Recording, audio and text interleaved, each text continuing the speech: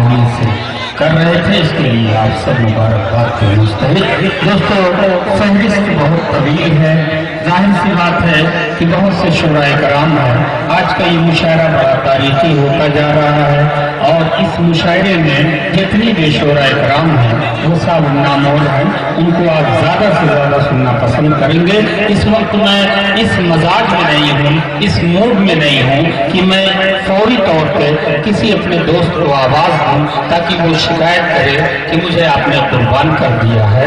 اس لیے میں چاہتا ہوں کہ صدر محترم عبید الرحمان صاحب تشریف رکھتے ہیں، ان کی اجازت سے 2-3 شعر پڑھ دوں تاکہ یہ جذباتی جو ماحول ہے تھوڑا سا نارمل ہو جائے، آپ کا ذہن جو ہے اس مقام تک۔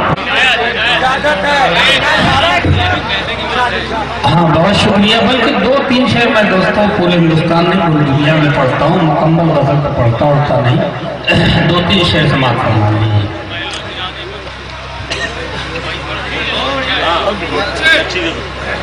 میں جو شعر پڑھنے جا رہا ہوں آپ کا ذہن بہت حسین اور ذہین ہے، آپ بالکل وہیں پہنچیں گے، میں کسی کا نام نہیں لوں گا، یا آپ اپنی ذہانت کو ثبوت دیجیے گا۔ ہوٹھوں پہ سراسر ابھی انکار نہیں ہے،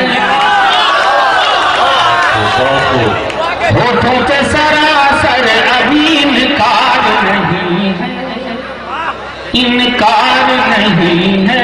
ڈاکٹر رنجن آذر صاحب اس دیار کی ایک مشہور معروف شخصیت، میں سلام پیش کرتا ہوں اور مطلع فرمائیے گا۔ ہوٹھوں پہ سراسر ابھی انکار نہیں ہے، انکار نہیں ہے، انکار نہیں ہے، میں کیسے سمجھ لوں کہ انہیں پیار نہیں ہے، میں کیسے سمجھ لوں کہ انہیں پیار نہیں ہے، اور پلکیں جو بچھائے تیری راہوں میں پڑے ہیں، پلکیں جو بچھائے تیری راہوں میں پڑے ہیں، راہوں میں پڑے ہیں، راہوں میں پڑے ہیں، یہ حسرت دیدار ہے، دیدار نہیں ہے، یہ حسرت دیدار ہے، دیدار نہیں ہے۔ اور ایک شعر دوستو شاید مشہور ہے یا بدنام ہے، یہ بھی شعر آپ کے حوالے۔ سب کی ہے زلیخا کی جوانی پہ نگاہیں، سب کی ہے زلیخا کی جوانی پہ نگاہیں، جوانی پہ نگاہیں، جوانی پہ نگاہیں، جوانی پہ نگاہیں، یوسف کا یہاں کوئی خریدار نہیں۔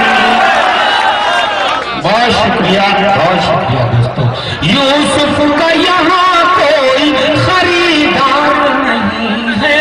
اور آخری شعر، اس کے بعد کسی دوست کو آواز، تاکہ وہ شکایت نہ رہے کہ بہت مذہبی ماحول میں مجھے بلا لیا گیا، اس لیے میں یہ قربانی پیش کر رہا ہوں۔ آخری شعر دوستو، پھیلاتے یوسف کا یہاں کوئی خریدار نہیں ہے، پھیلاتے ہیں آتنک یہاں غیر ممالک، پھیلاتے ہیں آتنک یہاں غیر ممالک، یہاں غیر ممالک، یہاں غیر ممالک، بھارت کا مسلمان تو غدار نہیں ہے، بھارت کا مسلمان تو غدار نہیں ہے، میں کیسے سمجھ لوں کہ انہیں پیار نہیں ہے۔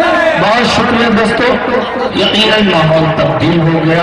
اب میں چاہتا ہوں کہ دن بھر غموں کی دھوپ میں چلنا پڑا ہمیں، راتوں کو شمع بن کے پگھلنا پڑا ہمیں، ہر ہر قدم پہ جاننے والوں کی بھیڑ تھی، ہر ہر قدم پہ بھیش بدلنا پڑا ہمیں۔ شاید اسی المیہ کا نام ہے، اسی سوچ کا نام ہے، جیسے جیسے حالات بدلتے ہیں، جیسے جیسے سورج کی تمازت اپنے عروج پر پہنچتی ہے، اسی طرح سے خورشید، مفتی خورشید साहब की शायरी भी अपने उरूज पर पहुंच जाए।